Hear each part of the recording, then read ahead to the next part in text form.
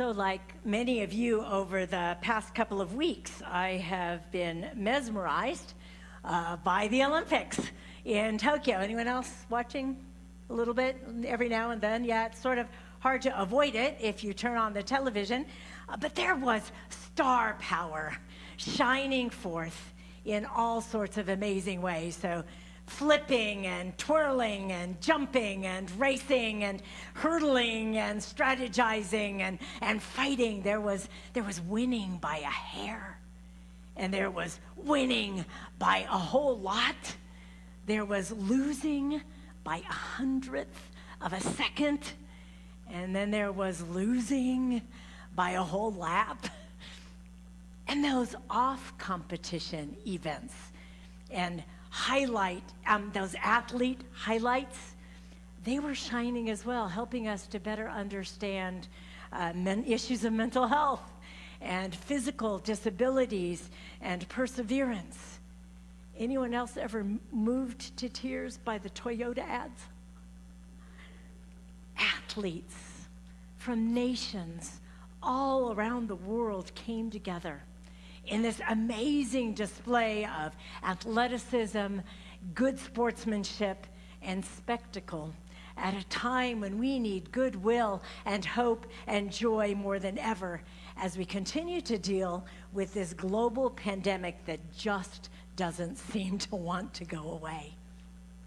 So after 2 weeks of compelling stories and events, I have a new way of envisioning in my mind the speaking and summoning and perfection and shining of the psalmist's words. Adonai, our God, speaks and summons the earth from the rising of its sun to its setting. Out of Zion, the perfection of beauty, God shines forth. Of course, the psalmist wasn't singing of the Olympic Games. The first 6 verses of Psalm 50 are a call not only to come together in a spirit of healthy competition and camaraderie, but rather to renew the covenant between the people of Israel and their God. A God whose righteousness is revealed in both God's judgment against those who break faith with God's covenant and God's salvation of those who remain true to its obligations. So we have this picture of God appearing like the sun, shining brightly behind a devouring fire. And our text, which is from the Revised Common Lectionary, includes only the first 6 verses, which confirms what Walter Brueggemann said about the church, often skipping over the parts of the Psalms that speak to protest and estrangement in wishful optimism. But these first 6 verses of the 50th Psalm, they're a theophany. You remember our Greek lesson from last week. Yahweh appears in the temple to preside at court, accusing humanity of disobedience and breaking covenant. And the remaining verses that we didn't read this morning are Yahweh's call to an offer of a sacrifice of thanksgiving rather than a sacrifice of burnt offerings.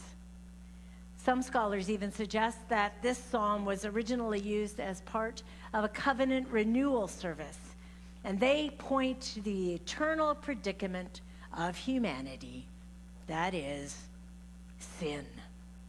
The New Interpreter's Bible says it well. Israel's story is indeed a long list of mistakes. David's story and the history of the subsequent monarchy are indeed very embarrassing. So is the psalmist's story. So is the behavior of the disciples in Jesus' day. So is the situation of the Christian church revealed in the letters of Paul. So is the history of the Christian church throughout the centuries. So are the denominational and congregational lives of the contemporary church. And so are the details of our life stories, if we're honest enough to admit it. We all fall short. I'm hoping that doesn't come as a surprise to anyone, because there's no denying that we all fall short. And the trouble in the human relationship with God is our ongoing violation of that covenant. That's the bad news. We also need to be under no illusion whatsoever that we can ever be or are ever like God, and that's actually really good news. Now we have Psalm 50. The very next Psalm 51 is a mirror of this particular psalm, and they clearly belong together. So Psalm 50 is about the nature of humanity and how we all consistently fall short, followed by Psalm 51, which is about the nature of God and God's steadfast, unfailing love, no matter how short we fall. Walter Brueggemann continues, those who violate the covenant cannot count on the guarantees of the covenant Lord. They choose for themselves disorder, and they get what they choose. And John Wesley called that free will. Amen. Where the holiness of God is trivialized, human life will be cheapened.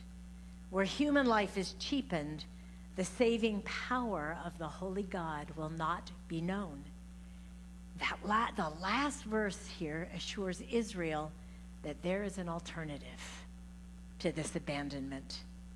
There is a right sacrifice, and that's simply thanksgiving, acknowledgement that God transforms life.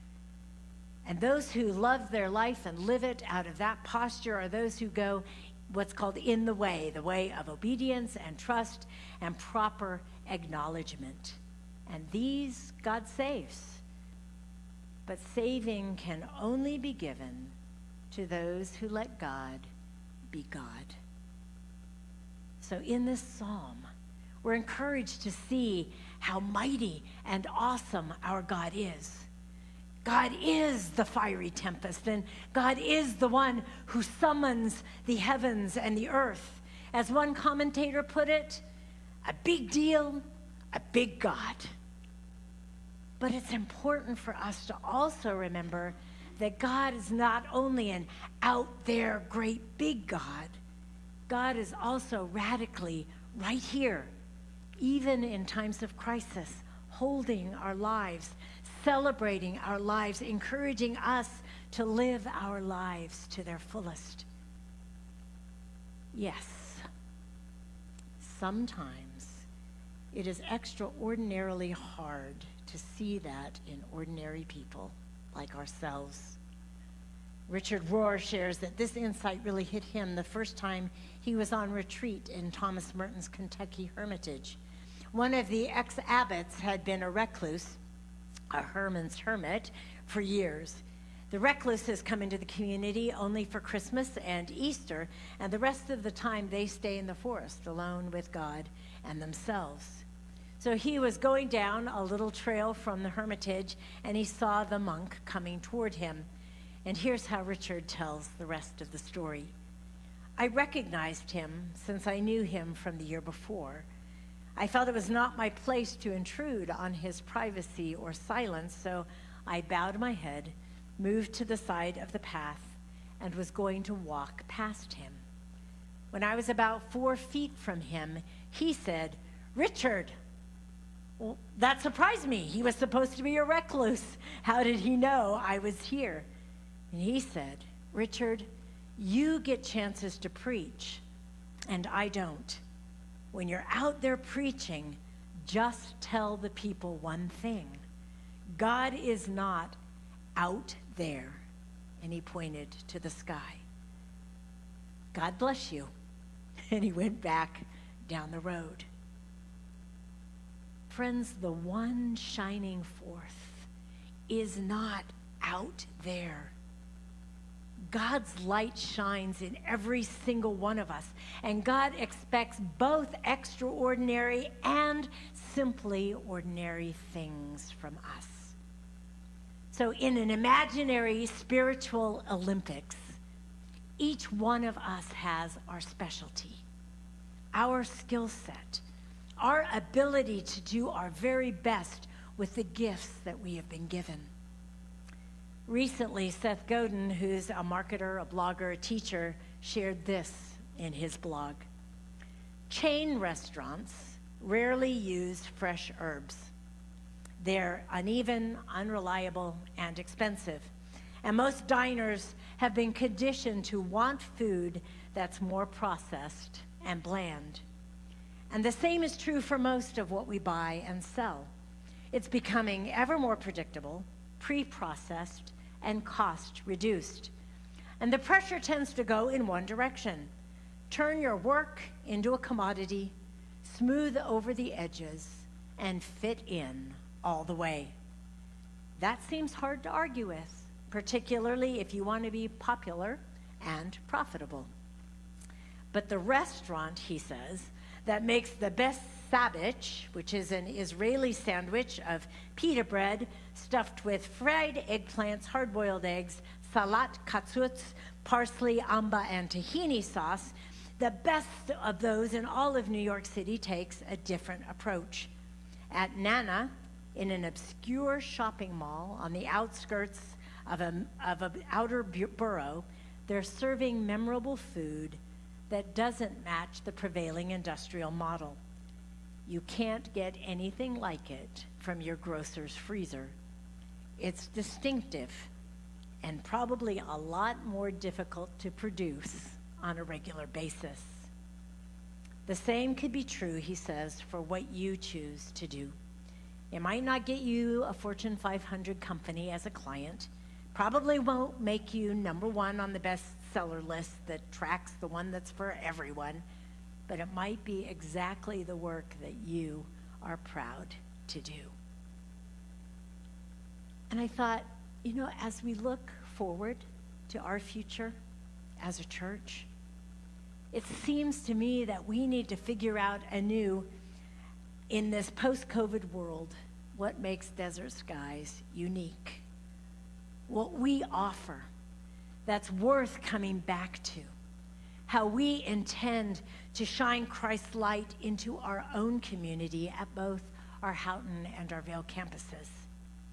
And then each one of us needs to figure out the figurative herb that we will be as we represent the church, as we give it the flavor that shows indeed we are a joyful community drawing people to Christ. You see, the shining light of God's presence, it shines from your eyes and your actions and your words as you live out your faith in your everyday lives. When was the last time that you intentionally shined your God-given light back out into the world? Determining that today you were going to do 5 random acts of kindness, or you were going to talk to 10 people giving a word of hope, or a glimpse of unconditional love. We have a God who takes us from the valley of the shadow of death. We serve a God who takes us into a new life, who moves us beyond our fears, beyond the darkness, to shine light, to shine hope, so that all can see the way of love, the way of God. Maybe your fears are health-related. Maybe they're financial. Maybe your fears are about your future or your past catching up to you.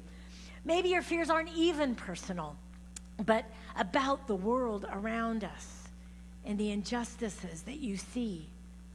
But whatever your fears are, know that Christ can take us beyond them. Hold on to your light in those indescribable moments where you have met God.